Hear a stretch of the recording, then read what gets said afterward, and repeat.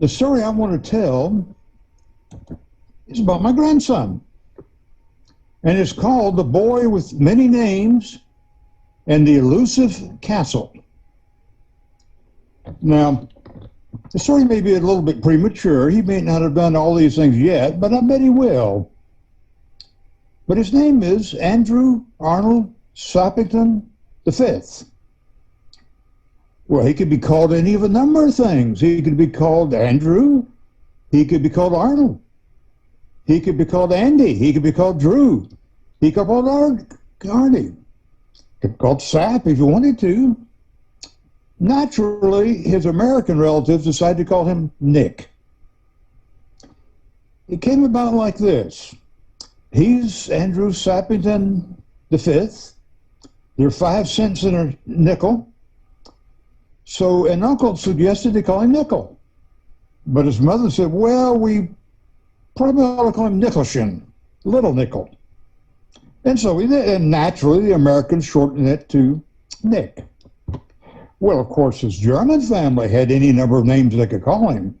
So he was a boy with many names. And the boy with many names was a boy of 2 cultures, of 2 countries.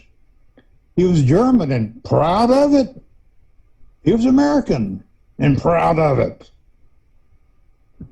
There were many places in Germany he'd like to go. And there are many places in America that he'd like to go.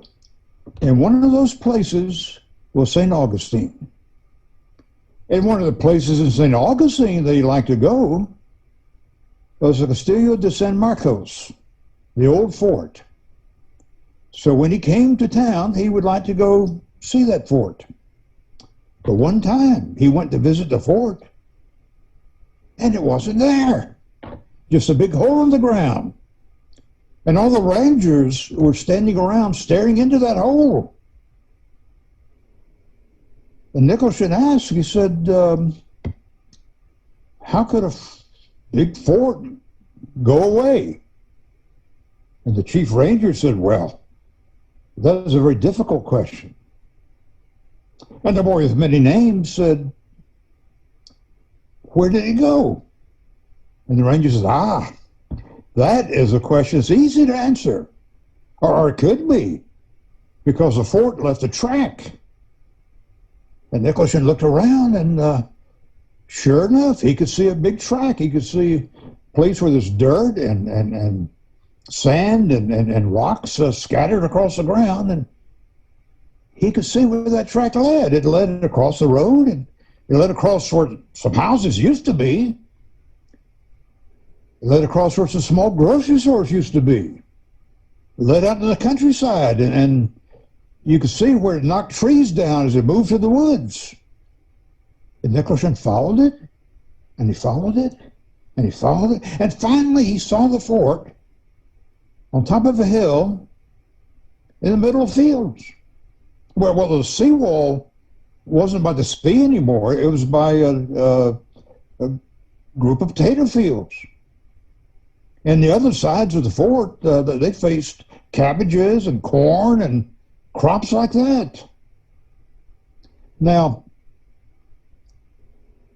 people had asked, how could a fort move away? And that was a difficult question. And they had asked, where did it go? And that was an easy question once Nickelchen followed it. Nobody else wanted to, but he followed that fort and he found it. But the question nobody had asked was, why did the fort leave?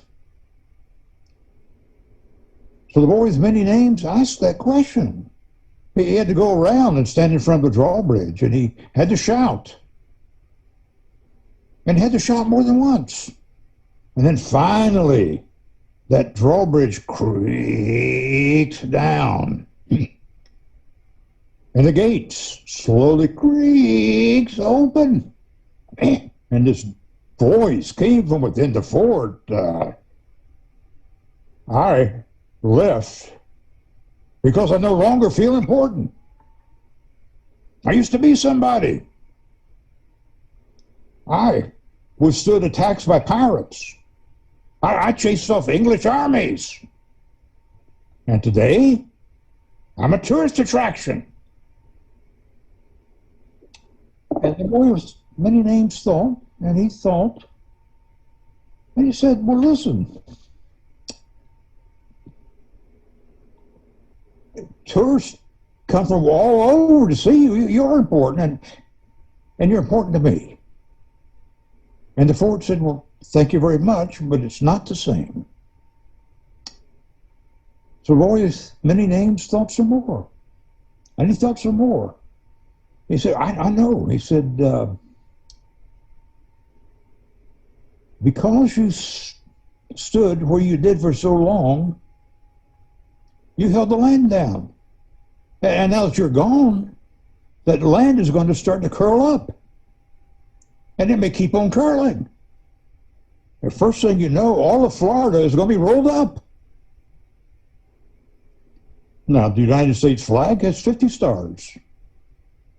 And without Florida, it would only have 49. And if you look at a map of North America, it would not look the same without Florida hanging down. So you still do very important work. And the fort sat there. They kind of drummed with one of those bastions. Didn't make a loud noise, but Nickelchen could feel it, and everybody, the whole county could feel that fort drumming that bastion. And finally, it spoke against it. Well, perhaps you are right. I will go back and look.